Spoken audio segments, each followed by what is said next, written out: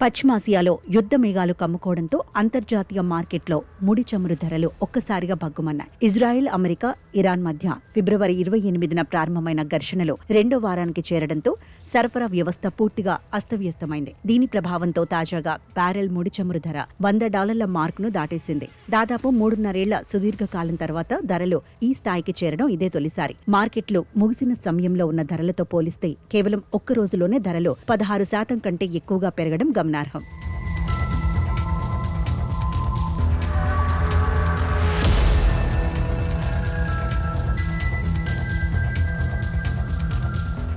America చమురు ధరలకు bench మార్కుగా ఉన్న వెస్ట్ టెక్సాస్ ఇంటర్మీడియట్ ధర గత వారం $90.90 ఉండగా తాజా ట్రేడింగ్లో అది ఏకంగా $106.22కు చేరింది. అదేవిధంగా అంతర్జాతీయ మార్కెట్లో కీలకమైన బ్రెంట్ క్రూడ్ ధర కూడా 16.5% పెరిగి $107.97కు ఎగబాకింది. గత వారం రోజుల్లోనే అమెరికా క్రూడ్ ధర 36%, బ్రెంట్ క్రూడ్ 26% పెరగడం ఇన్వెస్టర్ల ఆందోళనకు కారణమవుతోంది. ఉత్పత్తి కేంద్రాలపై దాడులు జరగవచ్చనే భయం, రవాణా నిలిచిపోవడం ఈ ధరల పెరుగుదలకు ప్రధాన కారణాలుగా మారుతున్నాయి.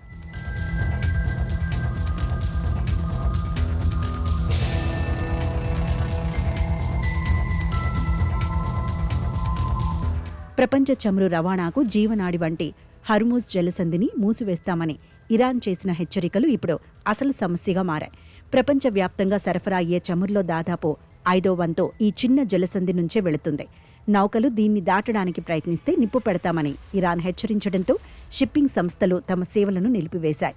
ఈ జలసంధి మూతపడితే చమురు కొరత మరింత తీవ్రమై ధరలు $150 మార్కును కూడా తాకే ప్రమాదం ఉందని ఆర్థిక నిపుణులు హెచ్చరిస్తున్నారు.